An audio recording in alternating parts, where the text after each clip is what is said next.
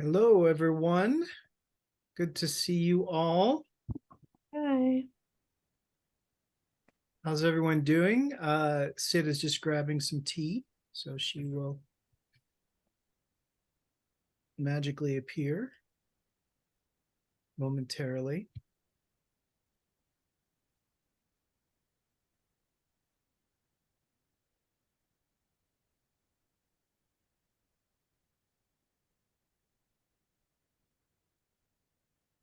All right. And we are all here this week. That's wonderful. Sid and I were marveling at how good the Zoom voice isolation is. I have this squishy cat that I stole from my daughter. And when you squish it, it makes really great fart noises, but you guys probably can't hear that, can you? So I think Zoom has done us all a service. Because when he took the noise isolation off and made the sounds, it was awful. It was really awful. So, So just so you know, there's a way if you're ever in distress in your preferences. Yeah. If you're feeling it, but don't want to share it. Well, good to see you guys. So glad. Yeah, none of us are that old that we don't find that just somewhat humorous. Yeah. Yeah. Anyway, great to see you. Welcome, welcome. Glad you're here. Today, we're going to talk about posture 4, loving deeply without taking responsibility for outcomes, which is I would say one of the more transformational postures in transformational coaching. If we can learn to do this as we lead others, huge difference, huge difference. Sid's going to walk us through the ICF core competency, but just in terms of how we establish and maintain agreements. We are going to debrief the coaching demonstration that you hopefully got a chance to watch. This is the week where we talk about the outcome phase. This is a pivotal week. If you can nail the outcome, everything else follows. So this is an important one. Let me pray for us. We'll also do a coaching demonstration and have a breakout discussion, but let me pray for us, and then I will turn things over to Sid to talk about our posture for the day. Let's pray. Lord God, thank you just for another time to be together, to learn together, to be shaped. God, as we do our best to lead out of our own transformation and to contribute to others what you have given to us, God, would you give us wisdom as we learn together, as we sharpen one another? God, help us today. Guide our time, we ask, in the name of Jesus. Amen. All right. Amen. Yeah, so posture number 4. You did some engaging with this posture already before today, but it's a commitment to loving deeply without taking responsibility for outcomes. And this week you read a little bit about self-differentiation and the struggle to release control over other people's decisions. And I'm going to talk about, like, the prime example for me is sort of like, I mean, when I have lots of examples, right, of how I've been tempted to take responsibility for outcomes. But one that will forever stand out in my mind because it was so clear is one that happened about a year and a half ago at our current congregation.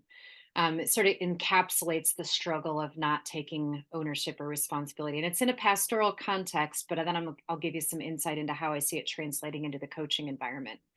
So there was a young woman in our church community who I'd been walking with closely for 2 years. And she had been struggling with some mental health issues. And, finally at some point, it was too much of a she basically had a mental break and she needed to be hospitalized. And she was just old enough to be legally responsible for herself, but her mother still very much felt like she should have been under her authority. So I was getting all kinds of angry texts from her mom about how all of my mentoring of her must have been pointless because I couldn't prevent this breakdown. So it must somehow be my fault. And her mother, of course, had no idea that I had been connecting her with mental health counselors and that I had been expressing concern for her mental health. And I'd actually been building a team of people in the church around her to support her. And we had all been encouraging her to ask for help.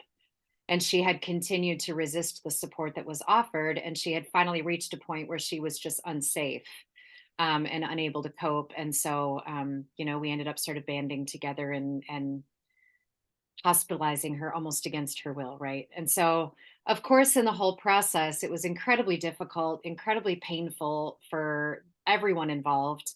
And all along the way, I questioned, could I have done more?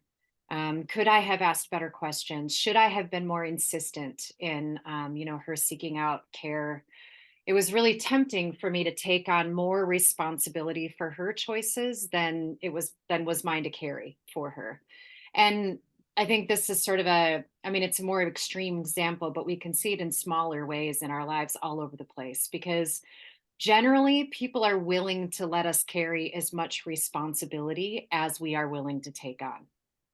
Like, anybody else noticed that?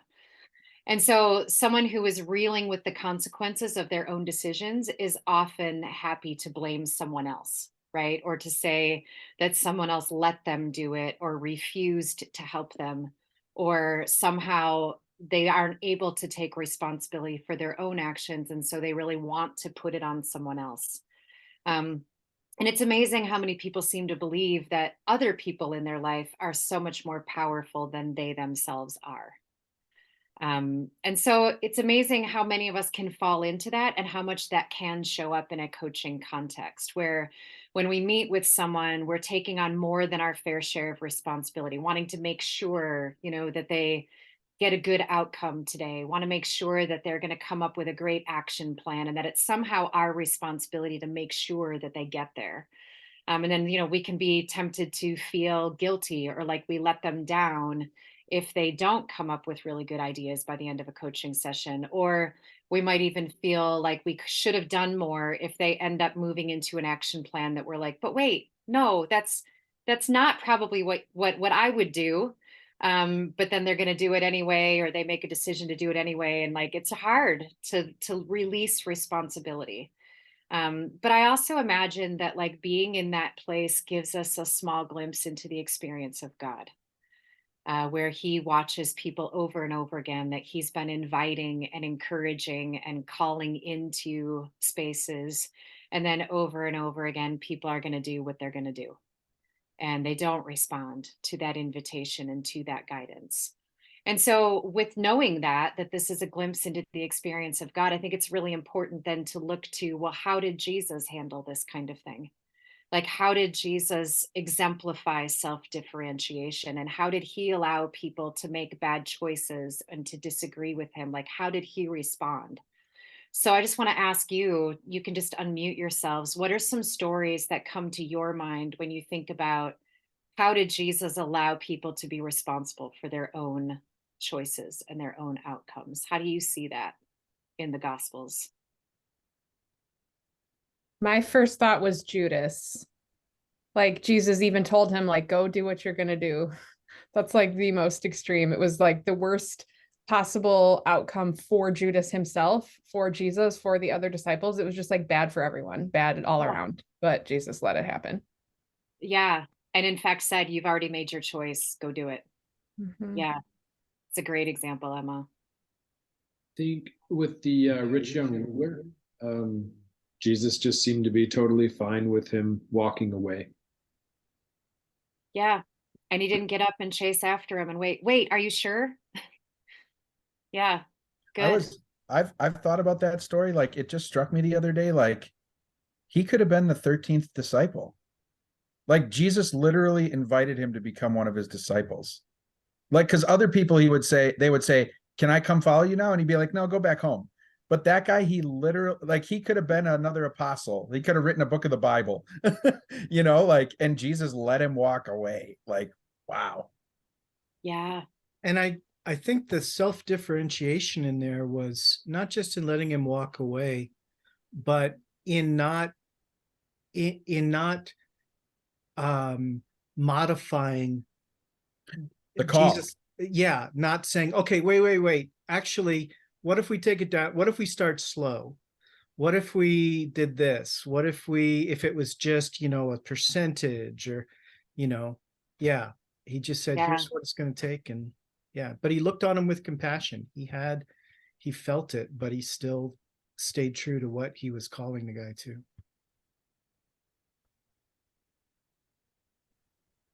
I keep I thinking thought about Mary, which, oh, I'm sorry, go ahead. Oh, sorry. I keep thinking about the woman who touched the hem of Jesus' garment and how, okay, so I'm like that, this is what immediately came to mind, but I don't know if this connects entirely, so maybe help me here. It feels like, like Jesus offered an opportunity to speak there and to not like assume, or I'm thinking about the times when like he asked the blind man, like, what do you want? Well, duh, he wants to be healed, but he didn't assume or didn't like lay that on the other person, but invited them to like say what they needed. Does this connect, or am I making too much of a leap here? Yeah, I think it connects. And I think it connects too when he said, do you want to be healed? Right? Yeah. So it's the what is it that you're actually desiring? Take responsibility for what you want. Yeah. Okay. Dwayne, what were you going to say? I was thinking about Mary, which is maybe a little bit different, but his first miracle, right, where he turns water into wine, and his mother says, like, just listen to him, he'll be able to solve everything. And he's like, well, it's not really my time yet to do this, but he still deferred to her and did the miracle anyway. So I thought that was an example of deferring to someone else. Yeah. Yeah. Good. Yeah. So these are great examples, right? And we can see all over the place that Jesus could have overpowered any of these situations, right? He could have just said, this is what's going to happen, and I'm going to make it happen. And I am not going to let Judas betray me. And I'm going to make you one of my disciples, whether you want to be one or not. And, I'm not going to do the water into wine because I don't want to, right?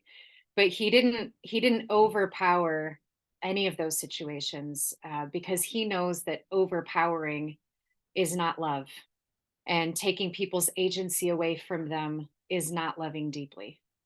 But instead, Jesus is always empowering people to choose for themselves and then to face the consequences of their choices. So he's always making the way of eternal life and forgiveness and grace and mercy and kindness. And he's always making that available and open to every human being that ever lived. But he is never forcing anybody to take it.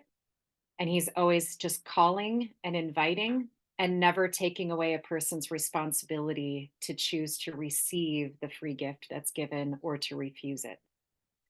And so, just a helpful sort of visual, a helpful tool for thinking through this responsibility comes from the old 3DM days of this matrix of invitation and challenge. And so we see, like, on the top right, okay, some of you have seen this before. Yes. So on the top right, the discipling is what Jesus did. It's an empowered way of being. It's a high invitation and a high challenge. You don't lower the bar, but you invite very strongly, but you still give people the agency to decide. Down on the bottom there would be a stressed and discouraged culture because it's a lot of challenge. You should do this. This is what you need to do next, right? That's that more authoritative and directive. You need to do this.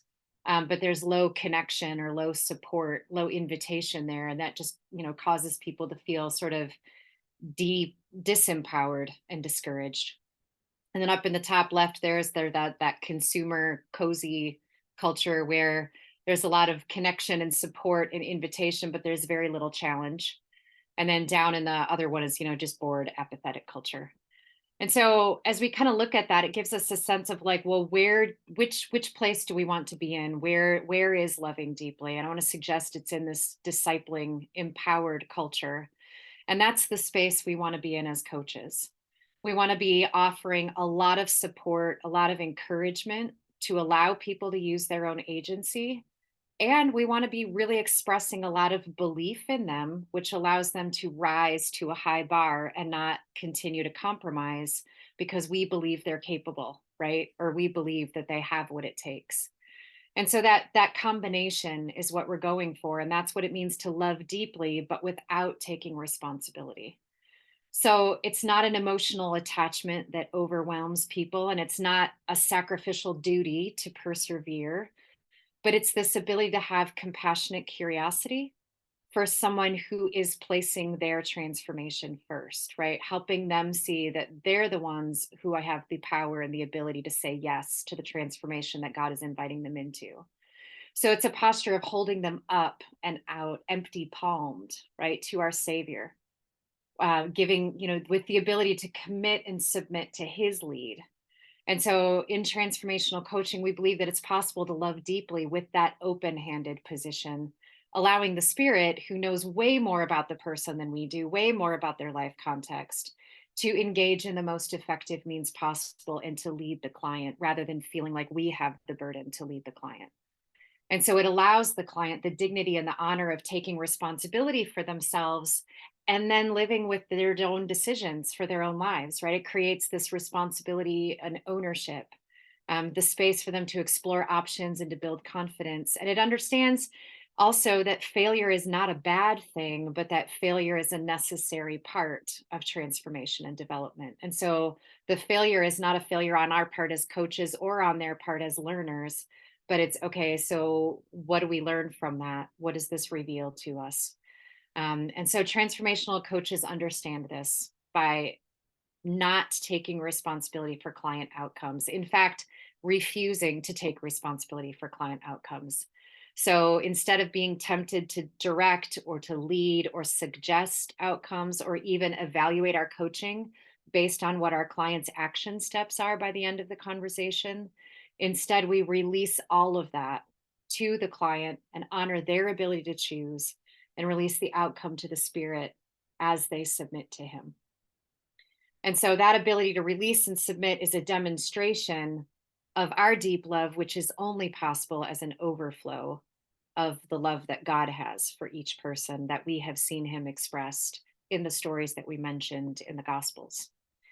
So from here, let me just ask you, what's standing out to you, or what are you seeing as ways that this could connect to a coaching environment, this sense of loving deeply but without taking ownership for the outcome?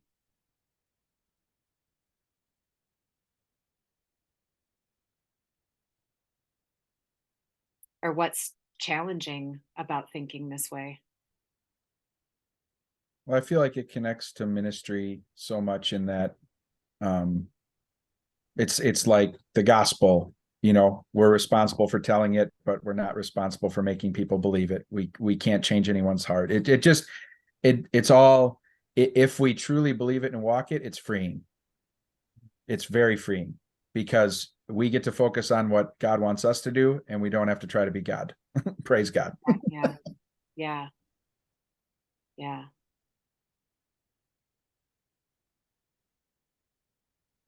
I had a student, I was just talking about this with Doug actually, but I had a student that I really didn't know what to do because I felt like the student was purposefully telling me things that I would disagree with, either because the student was struggling or because they wanted, I don't know if it was bait or what it was. But like in our one-on-one meetings, like the conversation just would start to go to these areas.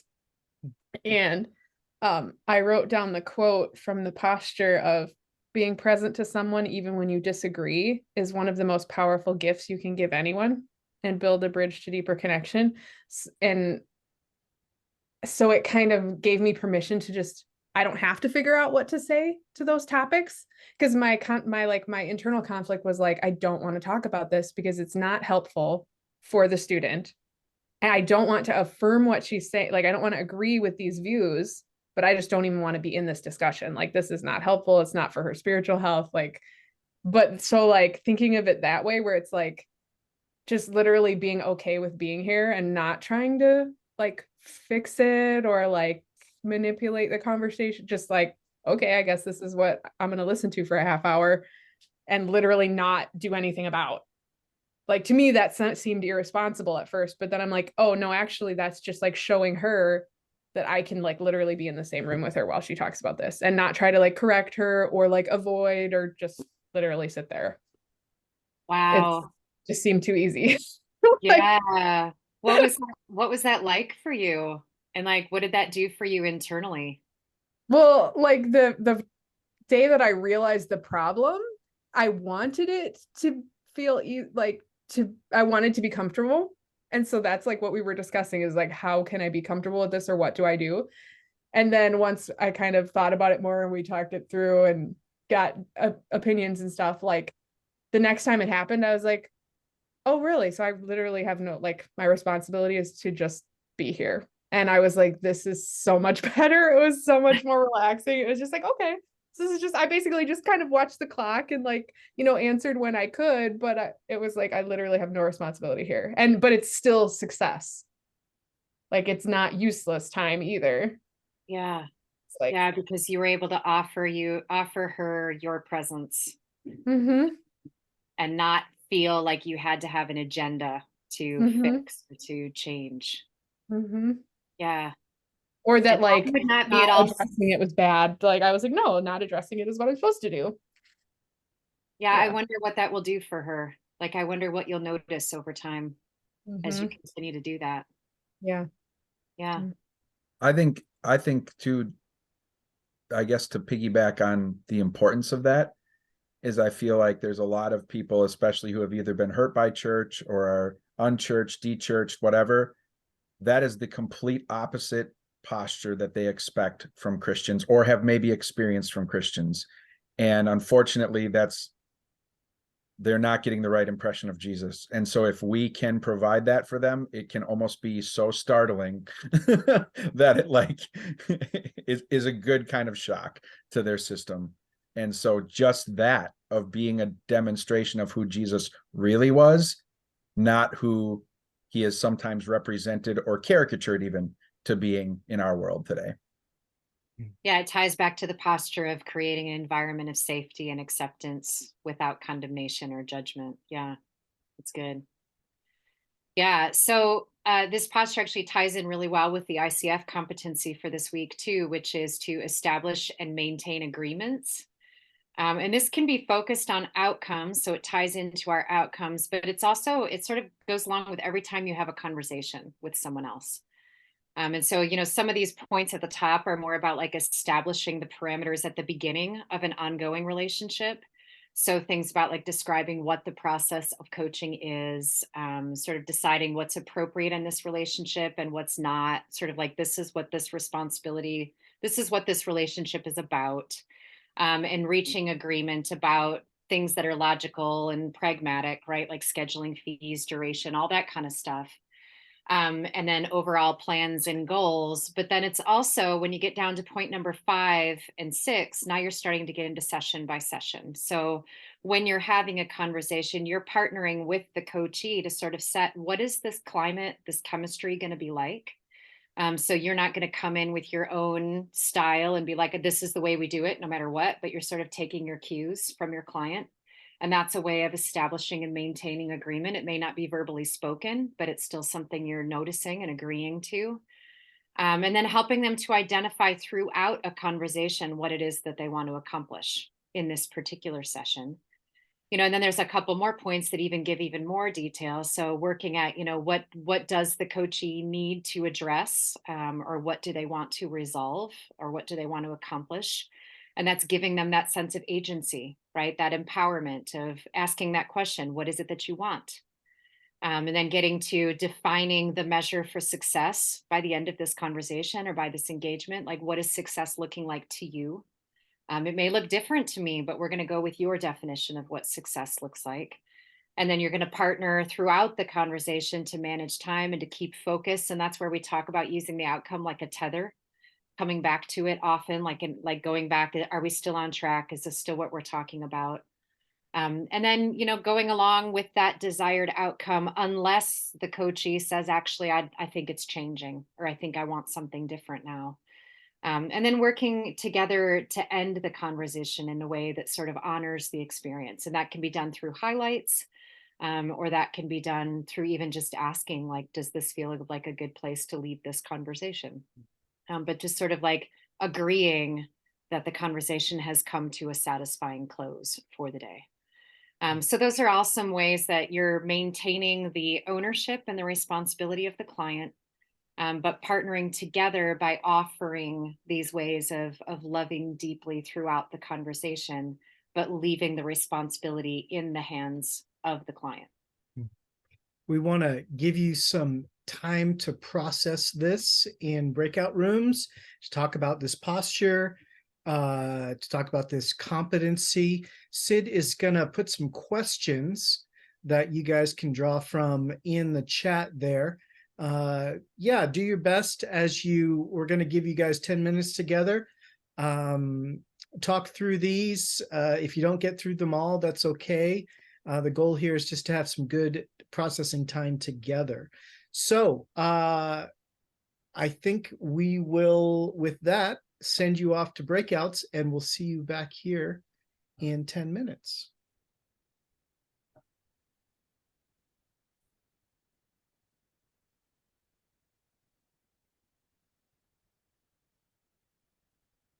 All right. Well, welcome back, everybody.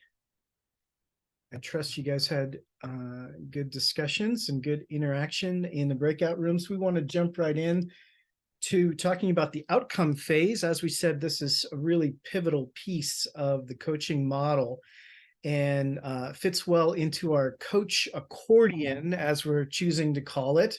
Remember, we begin very wide with connecting, and then we kind of narrow down into outcome, and we widen back out into awareness. And then we get narrow again with course, and then widen back out into highlights. And we focused on the connect phase last week, and this week we're going to be giving our attention, as we said, to the outcomes phase. The outcomes phase. Wait, what? Did you notice how we gave you all agency there? We didn't force you to do the hand motions.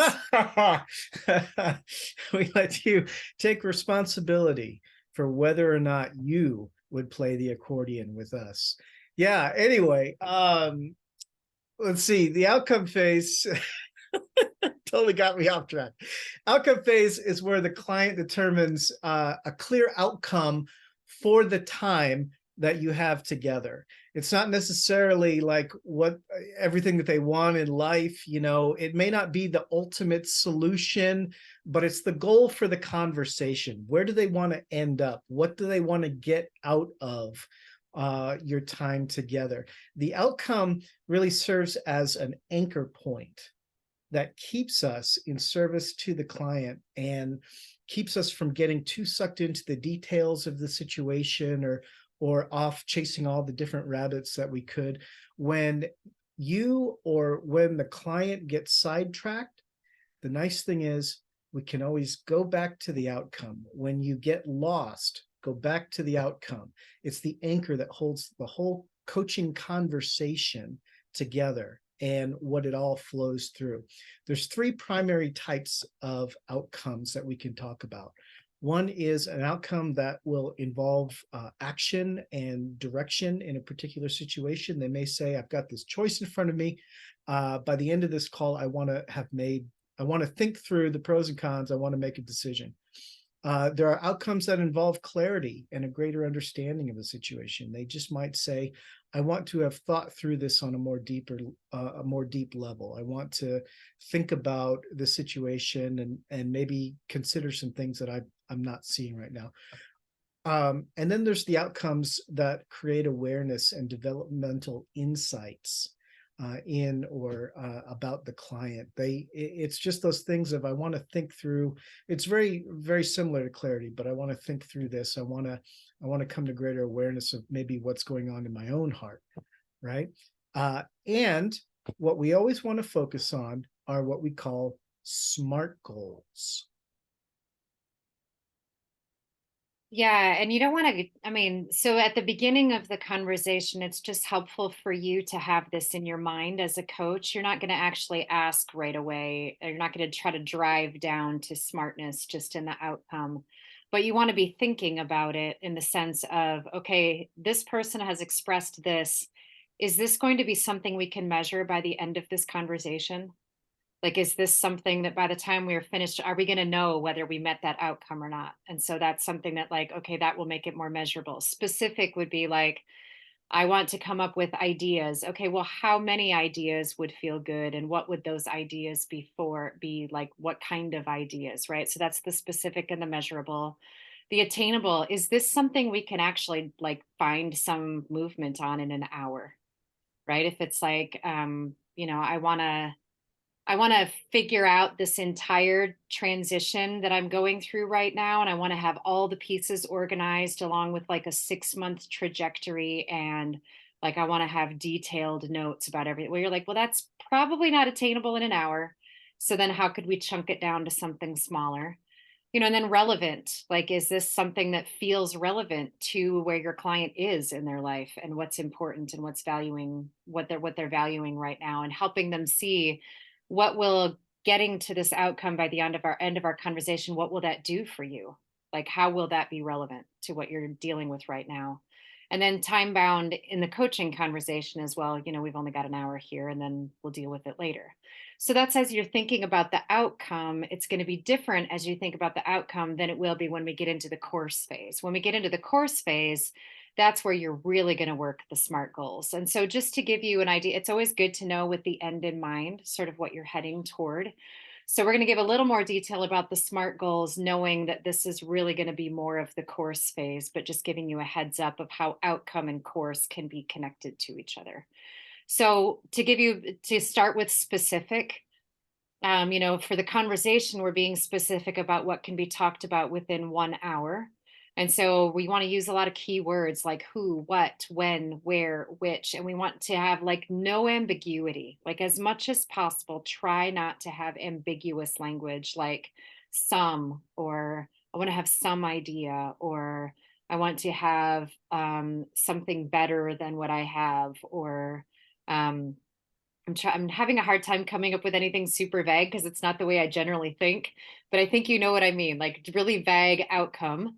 But you want to define it with no ambiguity and some questions. We've already talked about this a little bit, but like, what would be something, what do you want to walk away from this conversation with today? Or where do you want to end up in 45 minutes? What do you want to be different at the end of this conversation than it is now?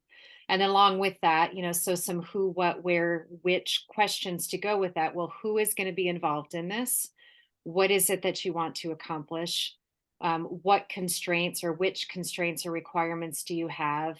When do you want to come up with this? So that's asking all those very concrete kind of questions for specificity. And then along with that, you want the measurability question. How are you going to know if you reached the outcome? So it has to have clear parameters. So things like, specifically how many people or objects or tasks. How will you know when this goal has been accomplished? When we get to this end of this conversation, how will you know that you have reached the thing that you're desiring? How will you know that you're there? So that's sort of how are we going to measure this? And then the attainable. And we already mentioned this. Is it reasonable enough to get to in one conversation? And so just as a thing of note, it's very, very common that people want to start with something that's not actually able to be accomplished in an hour. And it's also really common for people to start with a goal that's not actually within their own ability to control. So things like wanting to change someone else, or wanting to change a circumstance that they don't have any control over, or wanting something that they're not responsible for to change somehow. It's sort of like wishful thinking, really, because they don't really have any power to do anything about it. But a lot of times they'll come out with that, especially if they're newer to a coaching relationship. I think the longer people have been in a coaching relationship or the more practice they've had, the less likely they are to want to control somebody else's behavior or someone else's circumstances. But it can be very common for people who are newer to coaching. And so that's something to really watch for. Like, how much of this goal that they're setting, how much of this outcome that they want to work toward is actually within their ability to do something about. And then, so it's sort of another way of asking that is, how do you know that this is doable? Like, what is your part in this? Is this something that can reasonably be accomplished by you? Yeah. So those are some of those attainability questions. And then, of course, is it even worth doing?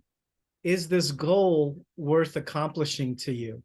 Like, we ask things like, how is this goal consistent with the other goals you've established? How does this goal fit with your immediate or your long-term plans? Like, is this something that you really want to spend this concentrated time thinking about? Or would there be something else that might make a bigger difference in your life? And then, of course, time bound. We want to make sure that whatever outcome that they are setting, that it's not just, well, I would like to do this someday. Well, by when? When would you like to have that done? A time limit establishes a sense of urgency and really should prompt the client to have better time management, to really think about when will I be able to get this done? So we ask questions like, when will you complete this? When will you start it? How will you know you've completed on time? What do you need in order to stick with this timeline, right? So SMART, specific, measurable, attainable, relevant, time bound. We would love to talk about, so let's use the chat a little bit. And here's what we're going to do. We're going to ask you, we're going to throw out some goals and think through the SMART matrix and throw out what might be a better outcome, right?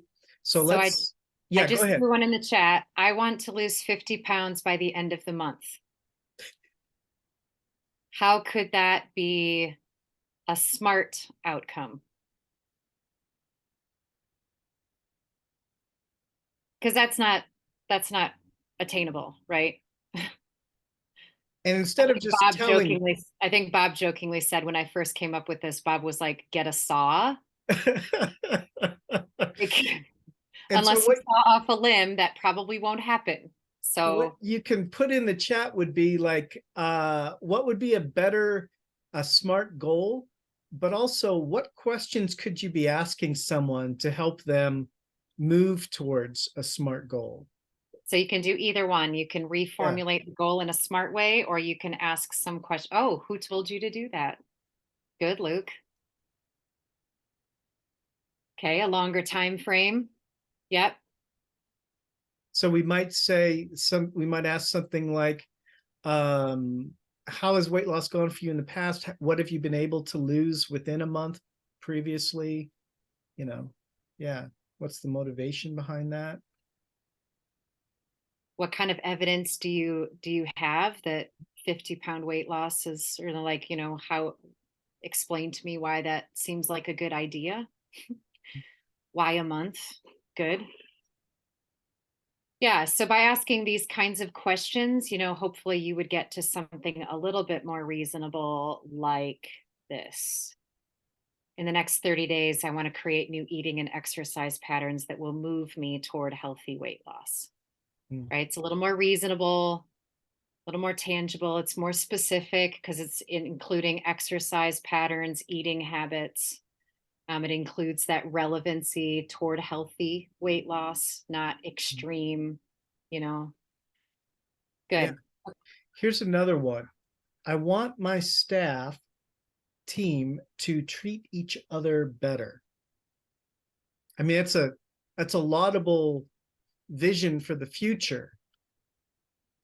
I'm not sure it's a SMART goal, though. Where do you find unicorns? Yes. Good. How do you see them not treating each other well right now? That's going to make it more specific on like, what are the patterns or habits? What does it mean to treat each other better? Good.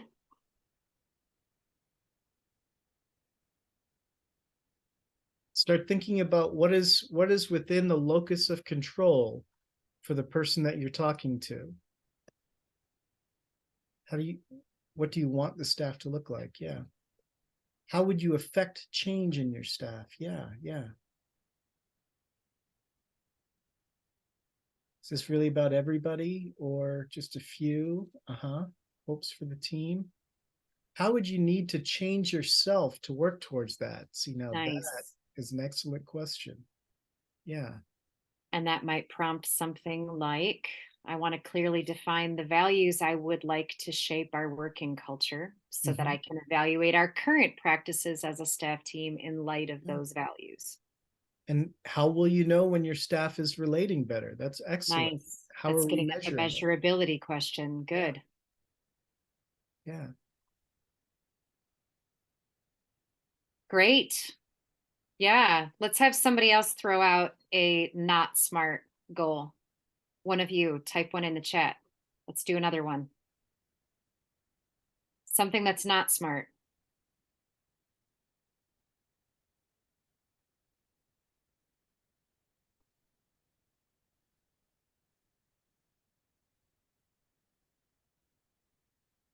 I want my spouse to change. Nice. Won't we all? I'm just kidding. Oh gosh. I'm totally kidding. Yes.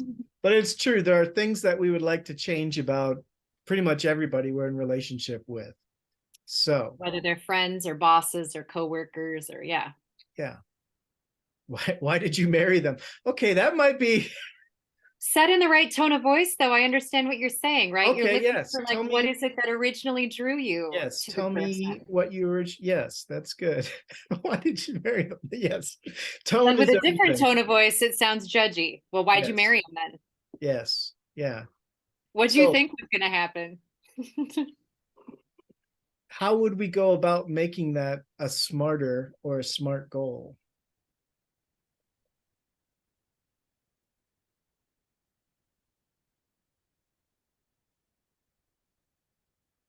Any ideas? You can unmute too. We can talk. We've got a couple minutes here.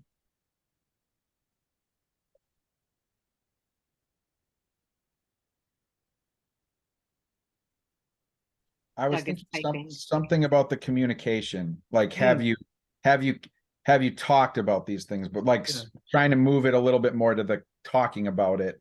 Do Yeah. they know what Yeah. what? So yeah. Yeah. I feel like that one's so vague that it would be a simple tell me more might be a good Yeah. place for that. Yeah, yeah. That's good. Yeah. What are the things you feel like you talk about the most in your Mm. marriage? Mm-hmm. Yeah, I like this too. What are some things you would like to see in your marriage? Mm-hmm. What are the things you can work on to affect change in the relationship? Mm-hmm. Yeah, that seems like a big thing. What would be the lowest hanging fruit to start with? Good questions. Mm-hmm. Yeah. Yep. What's the thing you and your spouse struggle with the most? Good. Yeah. So, any questions or curiosities about why this outcome piece is so important, or like anything that feels unclear? It seems like you're all getting it, but just to ask the question, is there anything that feels unclear or anything you're curious about with outcome? How do you avoid this taking up way too much time? Because Hmm. and maybe that's a really specific question to our context, just because it seems like college students can be a little bit all over the place and really are still just learning about themselves. So Yeah. it feels like they could come in with one of these big statements and we could spend the whole time trying to even specify an outcome. Now, I guess the advantage is a lot of times we're going to meet with them another time. So maybe just specifying the outcome in one setting is okay. I don't know. Yeah, I mean, in my experience, sometimes setting the outcome can take a very long time, but once that outcome is really clear, the rest of the process can move pretty quickly because by that time they've gained quite a bit of awareness already too. Mm, And so if you think about the coach model, there's the outcome and then awareness. Well, if you're spending that much time coming up with an outcome, you're also gaining a lot of awareness along the way. And so then with that gained awareness, then that you're going to move into some generating of options a little quicker and then choosing a course. So a lot of times doing that heavy outcome work feels like you're taking so long. But once that's done, things move. Yeah. okay. And two, this is where like that low-hanging fruit question kind of like if you're talking with a student and they say, I want to grow deeper with the Lord, right? Well, there's a lot that's kind of vague. You could just just asking the question, saying, well, we've got 45 minutes to talk. I mean, in the back of your mind, what's the thing that that you could do that would make a huge, just the easiest thing you could do that would make a change for you? Like, just getting into, like narrowing down to, well, we could probably only talk about one piece of this today. So yeah. Well, another question that I often maybe get to, but could ask more quickly is, what has God already been speaking to you about? Yeah. A lot of times they know, Yeah. like the Spirit's already been speaking, and that's like a good, like what you guys have been saying, and I love about the coaching is trusting the Spirit's work in their life. Like God's already talking to them. So if you can surface that too, that might be helpful. Mm-hmm. Yeah, and I don't know if we've talked about it yet, but even if people are like, I don't really know what I want to talk about, or I don't really know what I want to accomplish, a quick question can be, well, if you could like wave a magic wand or snap your fingers and something would be different in your life that would make it feel better, what would that thing be? And that can sometimes help people think, oh yeah, there is this thing that's kind of a struggle, or this thing I'd like to change.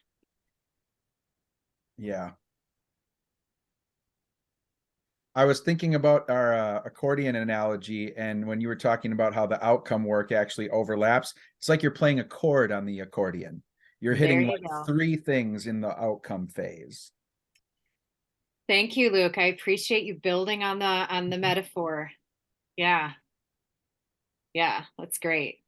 You won't appreciate when I start doing puns probably, but I'm married to a very punny guy, so I'm pretty accustomed to that. All right, so let's take a little bit of a break here, and we'll come back in about 5 minutes. So let's come back at 3 minutes after the hour, and then we'll debrief the coaching demo and do a coaching demo. Oh, we are of one accord on the break. Nice. I'm trying. There we go. Could pause the recording too, Bob. Got it. Somewhere.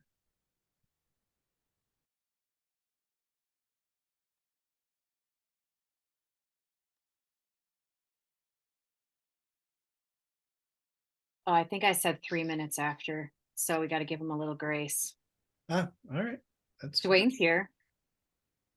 Dwayne, I want to apologize that I lost your name at least twice during this week's call. I don't know if you watched it. Nope, if I was that's like, okay.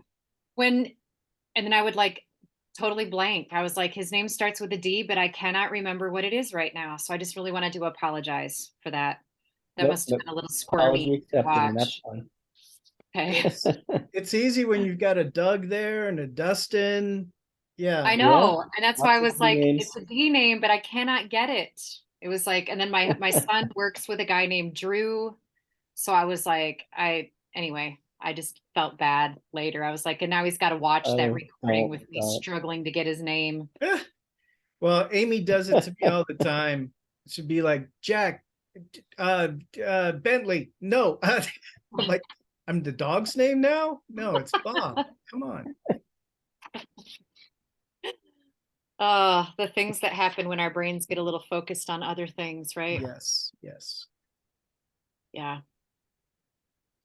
We do not have, hopefully at some point, rather quickly, we're going to get a transcription for the pre-recorded demonstration coaching demo. We didn't have that for you this time, but that's usually something we're able to have.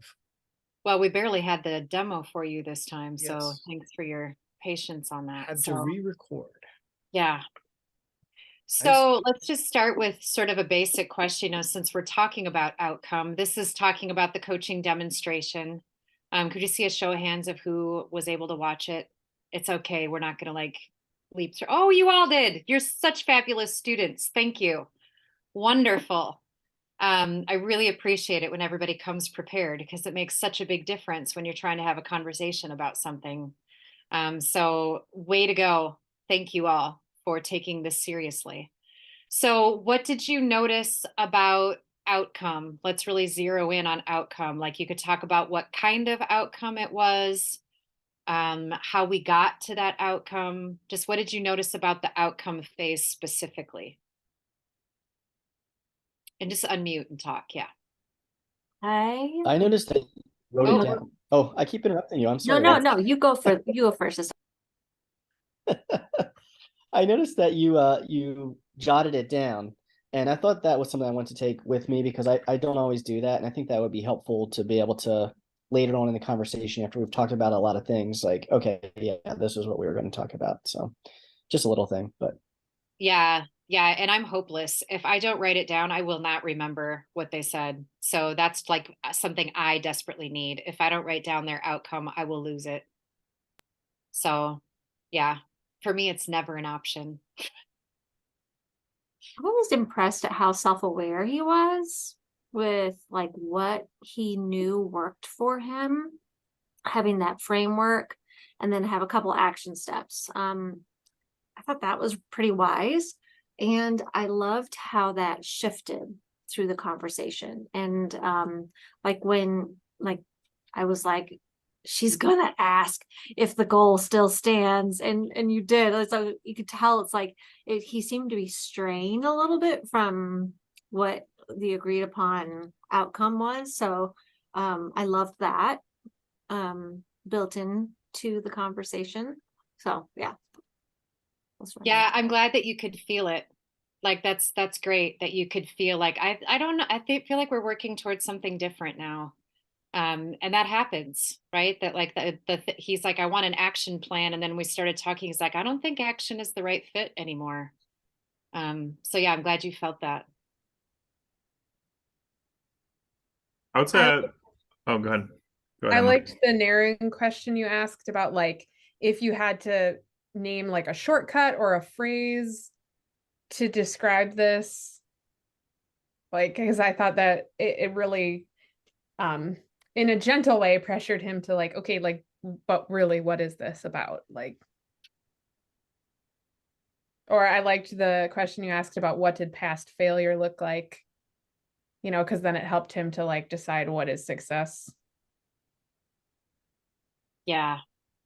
Yeah. Contrasting, right? The like, what is the opposite of the thing you're wanting? Good.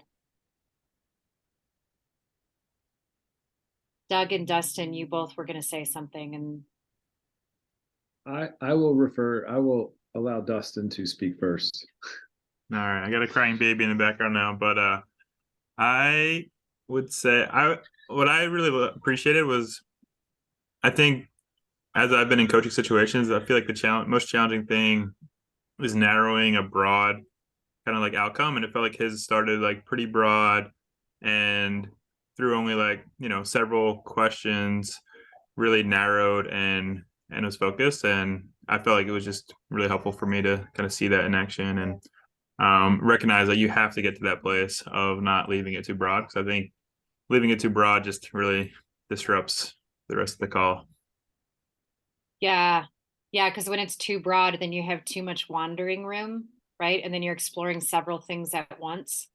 And so I appreciated too the way that, he was able to sort of get to that sense of like I want to honor my humanity, like as a way of that was kind of the beginning of that really focusing down. And yeah, that was great.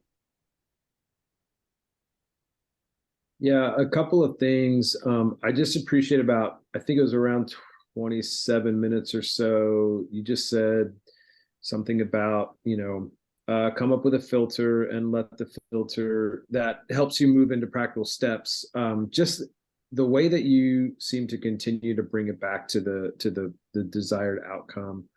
And I thought it was funny where he landed too, just in terms of it not being a bunch of action steps, but just more about being present, which I thought it felt like a non-action action plan, which was sort of like, I feel like as a coach, I might feel like, not did I do my job, but it's probably not where I thought it was going to end up. I figured it'd be like, spend this much time and do this, like very measurable, where it felt measurable, but it felt sort of a very different kind of measurable. And then the other thing that I thought was so good is, it really felt like I loved how the way that you watched his body language, the way that you watched him moving, and your body language. Like if you just scroll through it and watch, it's like you're still, and I see a lot of head nodding, and it's so much better than yeah, that's awesome. Like I just appreciated that you were with the coachee, but in a way that was really natural and not distracting. So yeah. Yeah, thanks, Doug. Yeah, I still probably nod my head. I probably still nod my head more than I would like to, but yeah, I mean, what I'm always trying to convey a sense of presence without interrupting spaces of silence. So try not to do a lot of, yeah, cool, great, but just, yeah, staying present. Yeah, I'm actually really glad you noticed that because that's something I have worked on consciously. So that's really good feedback for me to hear that it's working. It's good. Yeah, and the way the goal shifted, I love that you said that. It was like a non-action action. But that's like, so the importance was I kept checking in with him. Are we going where you want to go? Right. And when he was feeling like the action he originally articulated was actually going to turn into being a short circuiting of the process, because he even said, like, I can go into action, I can do that, but that's going to short circuit. Like, I don't remember if he used that word exactly, Yeah. but he said, like, that's not going to do the work that I really feel like I need to do. So the work I really need to do is to not act, which is kind of counterintuitive for him. So yeah, it was a real change from what he had started with. I have a question about that. So as I was watching it, I was thinking, like, what if I was the coach in this situation? What if I don't understand the goal? Like if it's so non-action or it's so ethereal that like I don't really even understand what we're talking about. What do you do in that circumstance? Well, did you find yourself in that circumstance listening to his goal? Yeah, I mean, yeah, I ultimately at the end, I think he wanted to kind of like control his attitude. Like he had a goal as in like an idea of how to think about himself and about life. But like at the beginning, I mean, I feel like he got to that to something that seemed more smart. It took a long time. So, but I feel like especially being new to it, I don't know that I would know all the questions. Like he's like, I want a filter, and that makes sense to me. And I was like, I don't know what you're talking about. Like, and of course you would never say that to a coachee that Well, I not don't necessarily. but Not necessarily. If it feels really unclear to you, I mean, you're never going to do the coachee a disservice by say, okay, you just said you wanted a filter. Tell me more about what a filter is for you. yeah, okay. Like, I didn't ask him that question because that feels like something. I'm like, okay, I know what you mean, a filter. But if there's any, it's never a disservice to the client if you're asking them to better describe a word that they're using. Now, if you're asking something like, well, tell me more about this whole bivocational context, like how much of your time is here and how much of your time is there. And like, then that's like getting into the specifics that he already knows. That's his life. I don't need to know all of that. But if Okay. we're working towards finding a filter and it doesn't seem crystal clear on what he means by a filter, then just by asking, can you say more about what you mean by having a filter, or how would that filter function? There's several questions you can ask that would give you more understanding of the filter, and it's not going to hurt him to have even more clarity about what that filter is. Okay. Does That's that help? Yeah. Yeah, I mean, I just, yeah, I can imagine it.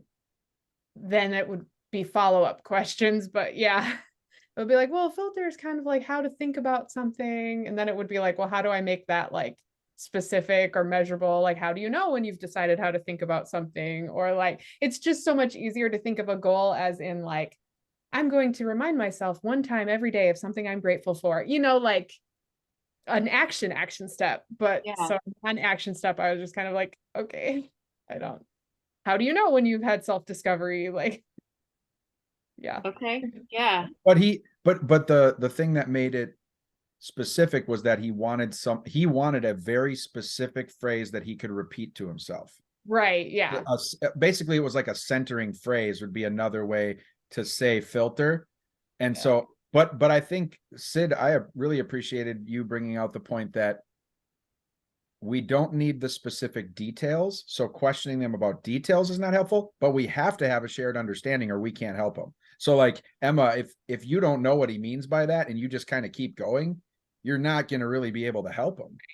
Like, so you have to, so I think defining terms, asking them to define the term, don't you define it, but you could check, this is what a filter means to me. Does that sound right? You could do that, right? If they use the term filter, you could say what your understanding of it and then check it. Cause that's like is that okay? Or, Well, you'd probably want to start with asking him what he means by it, Okay. and then, if it's still unclear after he's been pretty clear about what he thinks by it, then you could say, so just to make sure I'm on the same page as Yeah. you, okay. Oh yeah. Okay. is Okay. this what you mean when you say filter? Yeah. And then, then he could be like, yeah, that's it, or not quite. And then you spend a little more time clarifying. But we have to understand what they're saying. Well, if it's part of the outcome, you got to know what you're working toward. I think too, it's helpful to remember back to one of the first things we talked about, where transformation journey is our motives are thinking and our actions, right? And so it moved from an action conversation to motives and thinking. And so that is transformational in that aspect, but it's also, I wonder if that's even just a filter to keep in our minds, is like, oh, we're actually talking about motives. Like, this is a motive conversation. Oh, right. Or this moved from action into thinking. And so it sounds like what he's really trying to change is thinking, which would lead to actions and stuff like that. But it's interesting because I was thinking about even what you were saying, Emma, and it's like that. You're also doing a service to whoever, whatever client you have, because you're helping them become more aware of what it is that they're speaking about, like what they're talking about. And just that feels like, even if you did not help, even if you don't understand their outcome, it's probably the fact that they don't fully understand their outcome either, that they're trying to get at. Yeah. And even if you understood what a filter is in other contexts, it's even, to further define what it means in this particular context is always good work. Yeah. Anything else that stood out to you or that was confusing or? As far as the outcome, I just think I think a lot of it's going to be determined. Like, you guys had you were trying to do 3 things, a filter and 2 action steps. And like that seems like a lot if I'm thinking about just like me doing first time coaching or someone who's not familiar with coaching, but so much depends on both the coach and the coachee. So setting the outcome, if that he was so clear and so self-aware and so quick, and so you can have a bigger outcome then, like you can do more stuff kind of. And so that was helpful too, just to really let the client set the pace, maybe would be a way to say it. That's a great way to say it, Luke. Yeah. And that's where that establishing agreements together, going back to the core competency, right? Is like, we're establishing an agreement that he wants, that's good for him. We made that sort of contract at the beginning of, this is what we're doing together. And then it started to feel like it was shifting. But, you noticed I didn't say, it's shifting, I think it's this now. But instead it was checking in. How are we doing on this outcome? Like, we're working towards action steps. How are we doing there? And then he was like, I don't know that action is what I want to do anymore. So it's still leaving it up to him to re-articulate.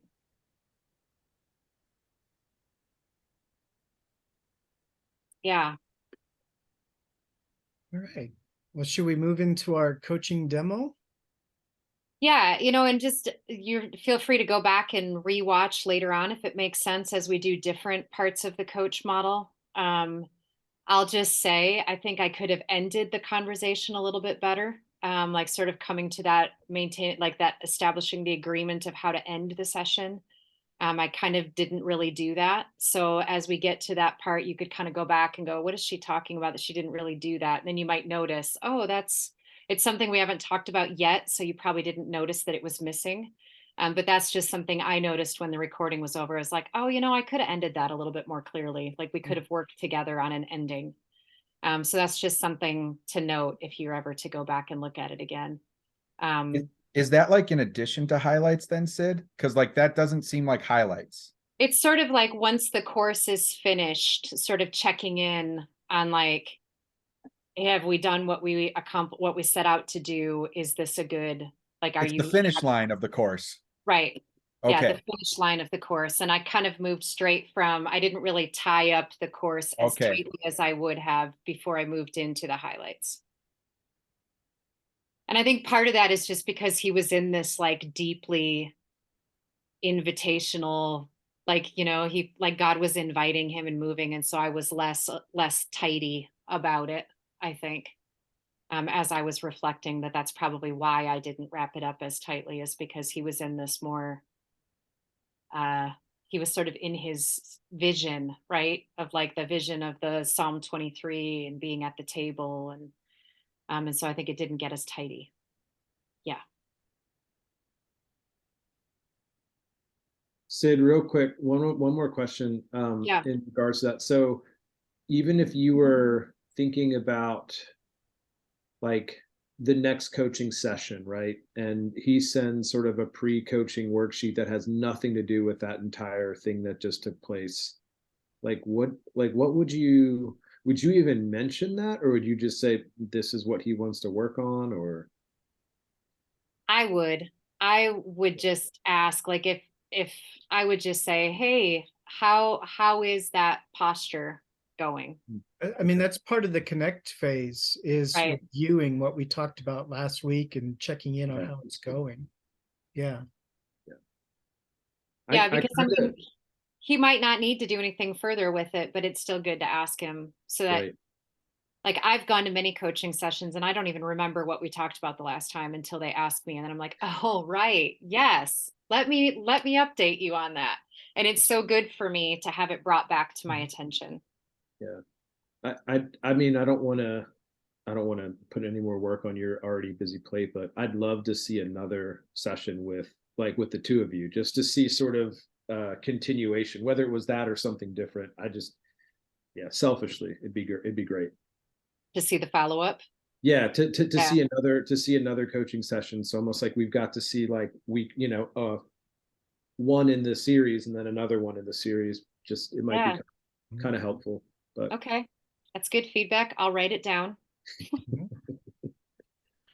So No I did have kind of a problem. question about this too before we move on. And I thought he was like such a thoughtful person that was just kind of like hand in glove to coaching. And I've had some clients where it just was not that natural. Like I had a group of engineers where I don't think they thought deeply about their life in this type of way, like ever. It was so hard for them to get into that deeper space, I mean, other practical things, sure, but like the deeper things like this conversation was. So I feel like sometimes we struggle to kind of like do coaching in the way I envisioned it would be with that type of clientele. I don't know. Do you have any like thoughts on that type of, person coaching someone that's maybe not as like intuitive or mindful or whatever? Yeah, I mean, I think I'm with you. I have coached people like that before too.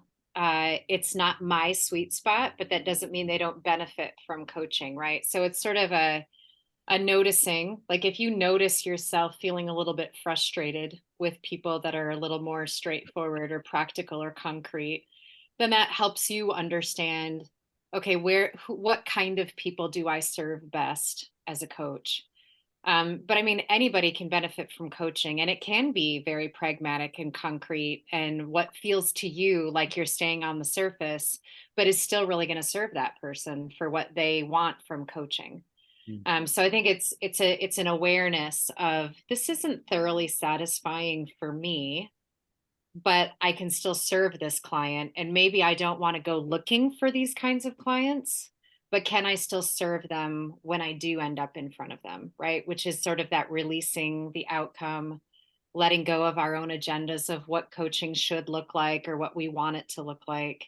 and just sort of working on that agreement with the client of, well, this is what I want out of this conversation, and agreeing, okay, then that's what we're going to do. Even if I'm like, well, we're only on the surface, I'd really like to go down here. Well, that's not what they're saying they want. Right. So it's going back to, what is the client wanting? What is the outcome you're establishing? And then staying in that territory. And if it never gets to that deeper level, well, that's not what they want right now. And it's not our job to push them there. Yeah, that's good. When you said good. the glove in the hand, Dwayne, I was just thinking, is it the hand's job to change its size to fit the glove, or is it the glove's job? Well, really, like, I Yeah. mean, like, so and I appreciate what you said about awareness, Sid, but like in the coaching, we have to try to wrap ourselves around the coachee as much as we can. You know what I mean? And you can ask questions to try to get them to think more deeply about what they want, but you can't really change what they want or who they are. Like, fit in my glove. Yeah. Yeah. And Yeah. I mean, I think but it is good for you to notice too, though, that like, Yeah. I don't really love coaching people who have more of an engineering mindset. That's okay for you to acknowledge and say, I'm probably not going to be the best fit for people who are in that space. I'm going to be able to serve better for people who want to go a little deeper. That was one of the competencies too, wasn't it? Like just discerning with the coachee if you're the best fit for them, right? Well, I think that was one of the competencies. Yeah, that's part of building that sort of culture together, establishing what the culture will be together. Yeah, good question though. Yeah. Some people love being in that space of the very concrete, like total, like project based kind of coaching. Some people absolutely thrive there as coaches. So there are lots of coaches who really do that work and love it. So it's just important to notice, where you gravitate, because we want to allow the Holy Spirit to work through who we are too, right? Yeah. Yeah. And I would say too that kind of coaching ought to be part of your toolbox, because at any point, I mean, sometimes I coach a lot of pastors, and sometimes we're talking about the state of their soul, and sometimes we're talking about goals for the next quarter, Yeah. or how to move this one, how to roll out this capital campaign, and it can get, they're just very different things, but they're both real felt needs for our clients. So Yeah. And especially for an ongoing client, you're going to end up with different kinds of outcomes Yeah. along the way. Yeah. For sure. Well, we do want to move into our coaching demo, just to make sure we have some time for that. Yeah. And I think what we're going to do is I'm going to coach Sid, and we're going to be talking outcome, and we're going to assume that we've already connected. So Sid, are you ready? I'm ready. All right. So it's good to connect with you, and I'm wondering, what's going to be good for us to talk about today? Yeah. Well, this is the last summer that I have both of my young adult boys living in the house with us. And so I would love to come out of this time with some very practical ways that, well, I really want them to be committed to spending time together as a family this summer. Yeah, you want that time together. I know that mother's heart well. Yes, I feel that. It's okay if I take notes? Is that Absolutely. all right? Yeah. So as you picture this last summer together, paint me a picture of what you want to see happen. Yeah, well, I mean, we have a week of family vacation already in June, but then we don't have anything else through the rest of the summer. And so my older one is engaged, and his fiance has a lighter load this summer in her nursing program. So I'm anticipating he's going to spend most of his time with her, and, rightfully so, because they have both been really busy during the school year. Yeah. And then my younger one, who's going off to college in the fall, is, he's taking a full-time job at an engineering firm. And so he's going to be working full-time. And then he still teaches at a rock climbing gym in the evenings. So like, they're just both going to be really busy and going their separate ways. And I'm just really longing for, are we ever going to eat dinner together? Are we ever going to play a game together? Are we ever going to have time to just kind of sit around and be together before the dispersal? Yeah. Yeah. It seems like getting that commitment from them, that yes, we know this is our last kind of big summer together, and we having them voice Yeah. we'd like to spend that time together. That would be big. That'd be huge. Yeah. And I mean, they both enjoy spending time as a family. And I know that they really enjoy being with us, but it's the Yeah. whole like, how do I get them to prioritize it? So Yes. it doesn't come when there's leftover time, but it becomes a part of their priority mix. Yeah. How, as you think back, how has that worked in the past? Like, how have you been able to kind of get them to think about something a little more deeply than just what happens next or what might be fun, and really commit to what's important? Well, asking them good questions, Mhm. right? About like, what do you know, one of my favorite questions, which everybody here has heard me ask, when you get to the end of this summer and you look back on it, what do you want to be able to say about it? Mhm. You know, especially my younger one, like, you know, when you leave for college in the fall, what do you want to make sure you have done this summer? Like, Yeah. what would you regret having missed out on if you didn't make it a priority? Mm. Um, yeah, for my older one, like, what are some things you really want to make sure you get a chance to do with your brother before he's gone? Mm. Yeah. And so yeah, asking good questions.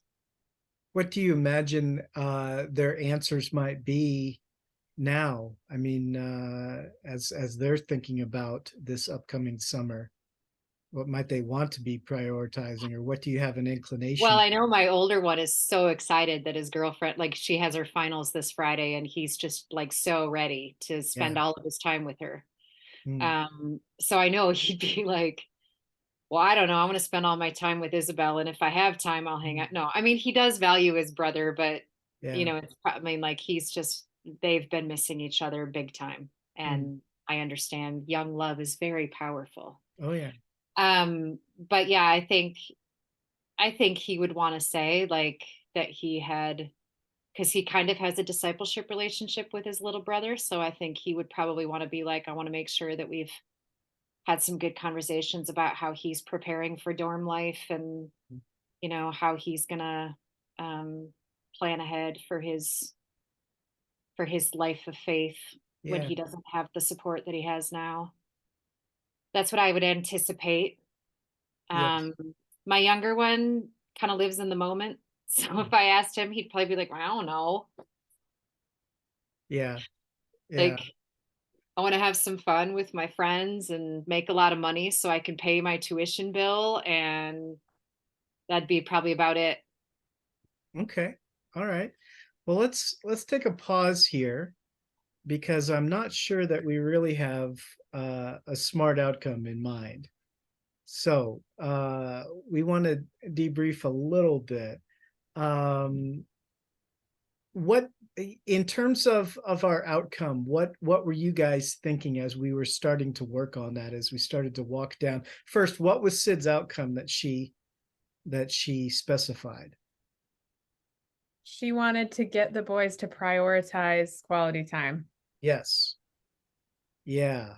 What, how might that, yeah, the goal was Sid's kids focused, can't control them. Yes, that's kind of the issue there, is we're already working on, we're starting a conversation working on somebody else. And that's really tough. That's really tough. And very common if you're working with Yes. parents at all. Very Yes. common. Yeah. Yeah. If we had continued down that road, it might have gotten a little tougher as we talked.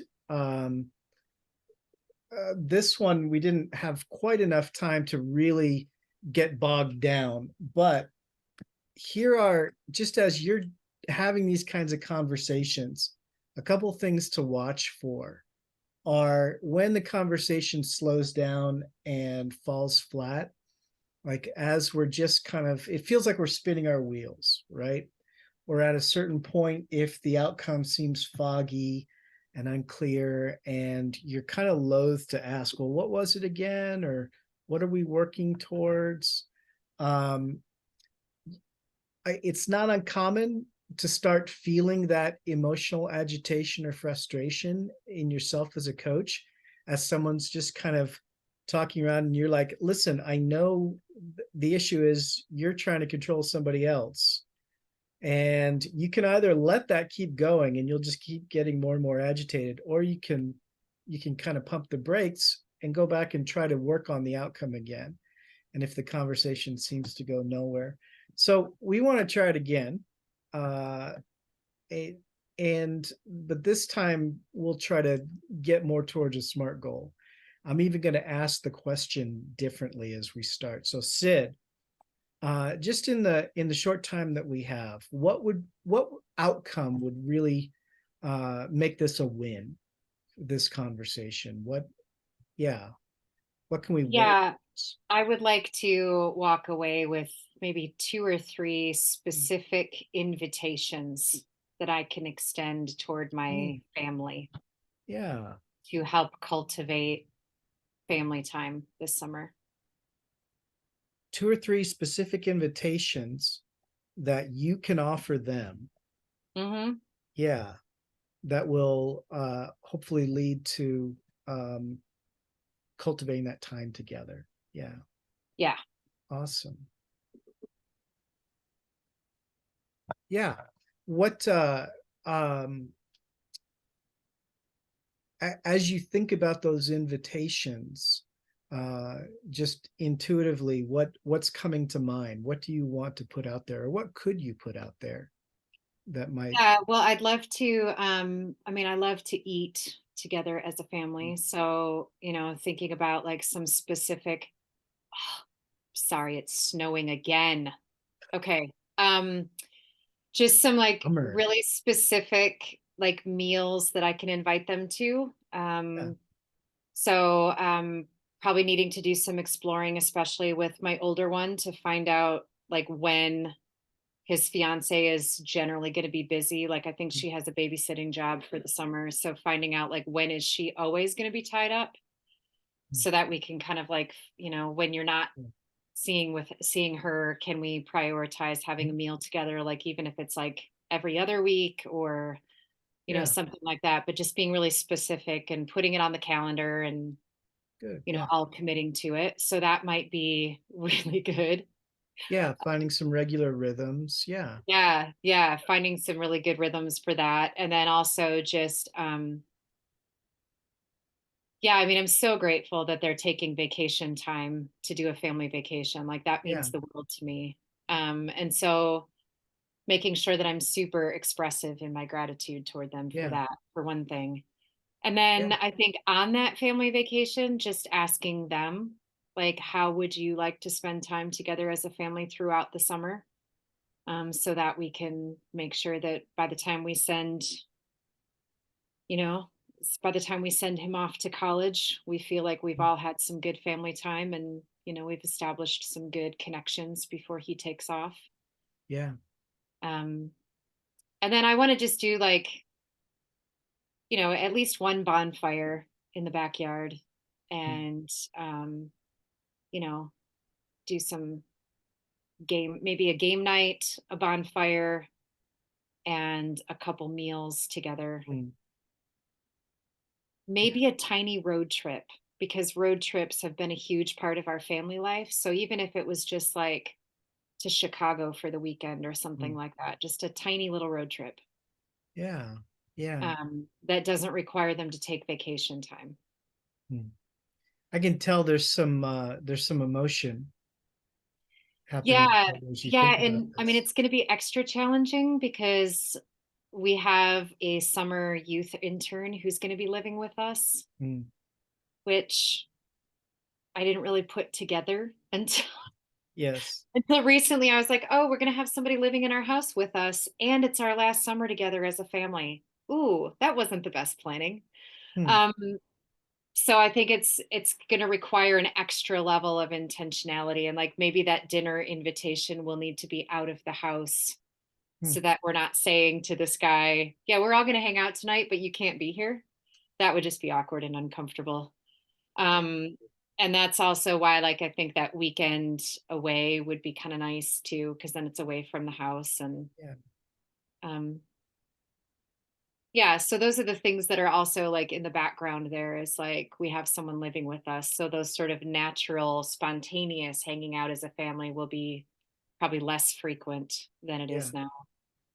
So one specific invitation is to these regular dinners together.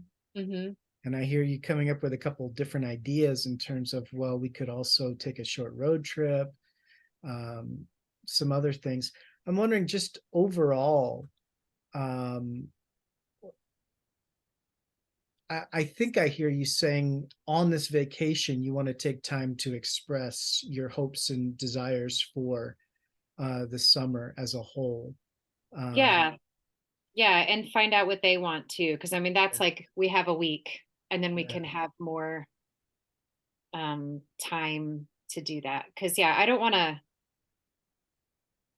end up feeling needy and emotional all summer because I'm not clear to them on like, Yeah.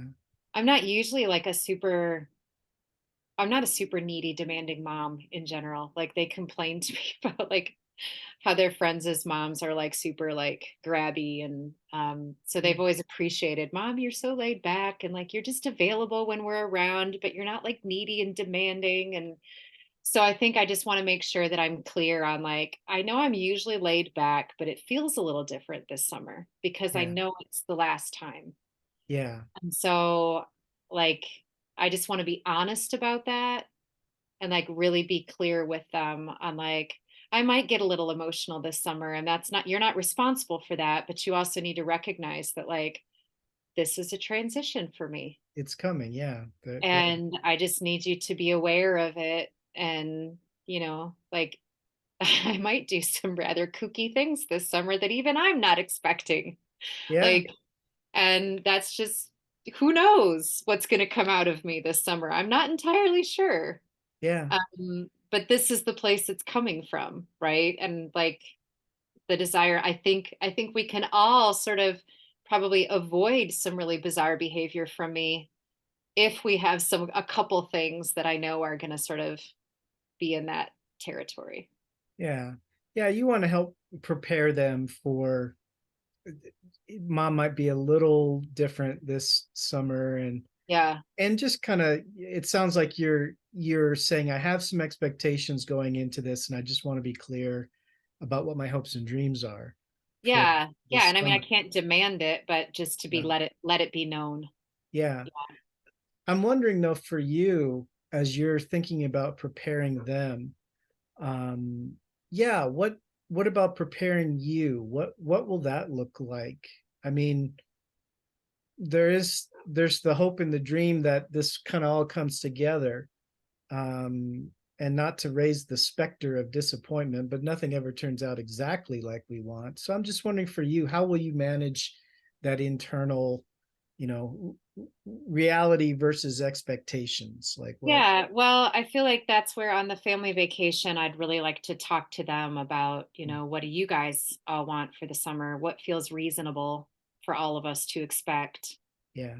And then we can make some tangible commitments to each other for the Yeah. summer. And Yeah. if that happens, then I'm very willing to, I mean, that's a high bar I set for them. Is like, you need to be men of your word. And Mm, if you've given your word, you need to make every effort to actually follow through on what you've said you're committed to doing. Because our family is like ADD off the charts. So it's really important that like you don't say you're going to do something unless you are going to figure out a way to keep it in front of you and remember that you made that commitment. I mean, especially for the one who's getting married, like yeah. that's a favor to his wife. So I feel like if we are able to sort of say, this is what we're committing to, Yeah. then that becomes, we've all agreed to it. Yeah. It's not something that mom is asking for that we haven't already said, yes, I want to be able to do that. That's something I want to be able to do. Yeah. So I think if we kind of get to that agreement point where all of us have sort of bought in Yeah. to this is the thing we can agree is a good, these are some things we can commit to and prioritize for the summer. Yeah. Then we'll all know it's reasonable. We'll all know we agreed on it. And, you know, we'll sort of get there together. Yeah. It sounds very collaborative. Yeah, that's Yeah. what I want it to be. I don't want it to be, you know, me being the one who's begging and pleading and them feeling like, okay, all right, all right, all right, we'll give in. You know, I want it to be like yeah, this is what we all really want. Yeah. So Awesome. Awesome.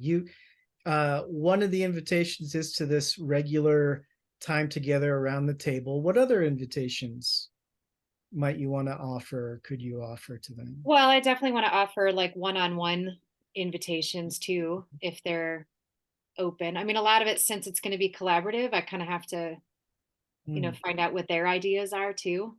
yeah. Some of their favorite ways to stay connected as a family. Yeah. Um, you know, and I mean, some of it can be all four of us. Some of it could just be connecting one-on-one, whether it's with me or whether it's with Jeff or whether it's them together. Yeah. Just sort of like finding out, you know, how can we leave this summer feeling like we were intentional about our family connections? Yeah. Yeah. So I think, yeah, and if a road trip works, it works. And if it doesn't, it doesn't. But just finding ways to stay connected, recognizing that we have someone living in our house, which Yeah. adds that extra element of intentionality needed. Yeah. Well, let's, in our last couple minutes here, let's try to make this as smart as we can. Yeah. So, you know that there are some specific invitations you want to offer. You also know that you're open to their ideas and collaboration. Yeah, in terms of measurable, what do you think about that? Or Yeah, I think that what I would like to do is like invite each member of my family to start thinking about ways they would like to start to be connected this summer, or like how they would like to um yeah, just being like, okay, let's come to family vacation with all of us having 3 to 5 ideas about ways we can, you know, stay yeah, connected as a family this summer, or like what you would like our family connections to look like this summer. wow, And like ask everybody to bring those to family vacation, and then at family vacation spending like a morning together, yeah, you know, in our pajamas eating pancakes and talking about how we're going to stay connected. Everybody brings their ideas and we collaborate until we find something that feels good, and then we can agree yes. on it. And You will paint together the picture of the whole squaw's best summer yeah, ever. and possibly literally, Yeah, right? Paint or write in yeah, some way that we can all keep in front of us throughout the summer so we remember what we agreed to. that's awesome. That's Yeah, awesome. because that our family vacation is the first week of June, so it's early enough in the summer that it will like, you know, set the tone. Okay.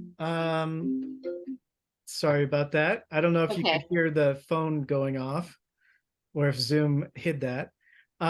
Yeah, well, that sounds really specific. Everybody come with 3 to 5. I mean, that's measurable. It seems attainable, and I would say from just your countenance that this is very relevant and worthwhile. And you know when this is all happening. So just in my last question, like if we get to the end of the summer and these conversations haven't happened, what will have been the reason? Like what might get in the way for you? Um,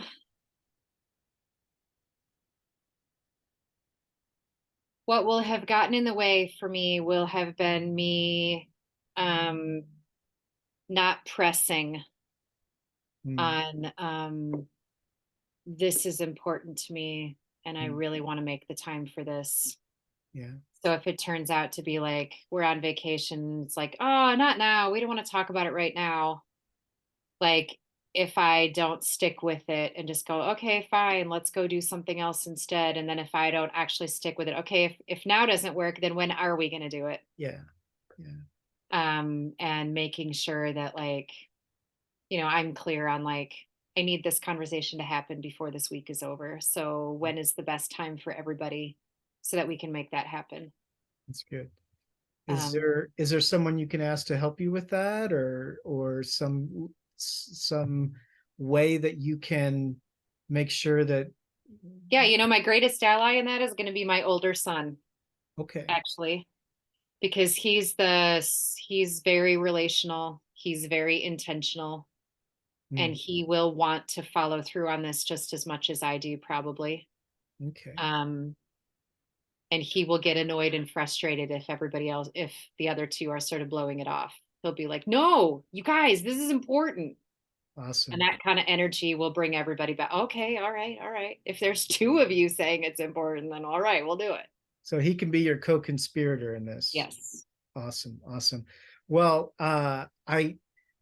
we we need to debrief this conversation, but I knew it was important to you and wanted to kind of press through as far as we could.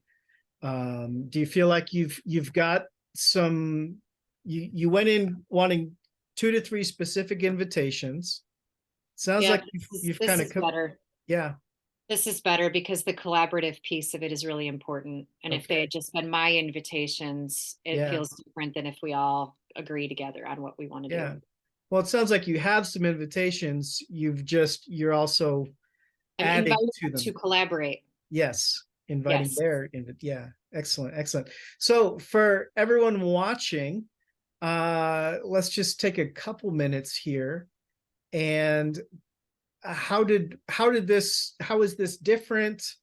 What did you notice? What stood out to you? Yeah, in terms of outcomes, in terms of the difference with her. Yeah, you can unmute if you want. I mean, I think just the feeling of it, it felt like you really honored her process of helping her figure out what that was going to look like in really practical steps. Yeah. Um, yeah, it's funny. The first one, I was feeling frustrated. Like I just felt frustration in myself. It's like, this is not really going somewhere. It's sort of like circling the drain kind of. And so I just thought, yeah, there was a whole different feel. Even the conversation felt much more natural. Yeah. And if we'd had more time, I would have loved to spend more time in like I don't know, we spent any time in awareness, Yeah. but get to that place where we are talking about, so what's important to you and the disappointment piece. Yeah. Yeah. I did also notice like the pastor in me was like, man, that sounds like there's a lot of grief there. Like there is not a lot, but there's a potential for like a grieving season too. So I'm like, I want to go there. And Yeah. just realizing like that's not where she wants to go. So Yeah. it's okay. Yet. I know it's coming, but Yeah. not yet. Yeah. Yeah. I think Oh. even the question of like, how will you handle this if it doesn't, that was a little touchy in terms of raising the specter of disappointment. I didn't want to camp there, but just kind of put it in the hopper for later. Yeah. I really liked how you transitioned though from the manage, because like when you said, Sid, that lots of people try to make a goal to control someone else. So like you said, Bob, like we've talked about how you might manage them. How will you manage yourself? Like I thought that was a really good like shift. Yeah. Yeah. I would say one thing I felt like in this conversation was there was like an element too of you just like getting out of the way, and Sid like had a lot to say and like was kind of rolling with her trains of thought, and like compared it to the demo call, I felt like Sid had to do a lot more like directing of where it was going with questions, where this one, there's definitely moments where you just really allowed her to talk, quite a while, and just, affirmed and just kept it going. Yeah, exactly. And I think that's the benefit of having a good outcome, is that when they've been able to identify the outcome, so much more of the coaching call just becomes kind of, like you said, getting out of the way and letting them do the work. Yeah. we have maybe one more minute if anyone else has observations or thoughts. I was really proud of your restraint, Bob, for not bringing up the cruise. Have you thought about a cruise? He's like putting it right on the tee for you there, man. I know. Sid, do I have a great idea for you? I bet you do. Yeah. Actually, it was funny. I was telling Jeff about your love of cruises, and he was like, wow, I've never thought I could be a cruise person, but maybe I could. I'm telling you, don't prejudge it. You just never know. And there is an update on that front, but we won't take time for that right now. Well, Sid, thanks so much for letting me coach you on something real. I know that you've got to hop off and while I finish up with everyone else. Yep. Good to see you all. I'll see you Bye, next Sid. week. All right. Thank you, Sid. So just pointing us towards next week. Next week, we're talking about, this says posture 6, but I think it might be posture 5, right? Because we just did posture 4. So I'll change that in the notes because that's not right. Yeah, posture 5, a posture of leading with the power of the Spirit without personal control. Very similar to letting go of outcomes, but we're kind of putting it all together in terms of really identifying what the Spirit is doing and what we're in control of and what we're not. Remember to continue working through the posture before reading web. The web reading this week is the awareness phase. That's what we're going to talk about next time. If you're doing the ICF core competency, it's on maintaining presence. And then the optional reading is going to be the Dirk's book, chapter 6 and 7. I don't have it in front of me. Let me see if I can pull it up real quick. I know that we had 4 of the 6 respond to the form for letting us know when your times are, that you can you're available for triads and when you're not. If you haven't done that yet, I won't pull it up and call out whoever hasn't, but if you haven't yet, please do that today so we can get those times set. Any last thoughts or questions before I kind of wrap us up in prayer? Bob, do we need to Yeah. tell you if we want the ICF credit? Like, is that something that had to have happened, or? No, it doesn't have to have happened yet. Just make Okay. sure that you're watching those videos and and then just maybe drop Sid a note and then we can be working on that for you. Yeah. Got it. Okay. Awesome. Great question. Is it like a certificate thing, or like is this like the only requirement to become ICF certified? This, or like what? Yeah, I No. guess. Yeah, these hours would go towards it.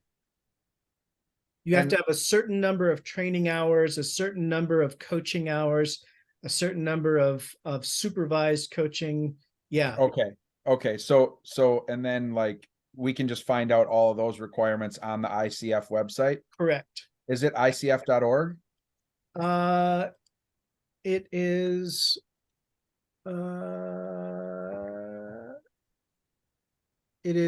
coachingfederation.org. Okay, thanks. Yeah. Cool. Great questions, guys. Well, good to be with you. I'm gonna pray. This is a prayer. It's one of Sid's favorites. It's called Susipe. She knows what that means. I can't remember. But it's by Saint Ignatius of Loyola. And I will drop it in the chat and I will then pray it for us. So let's just pray.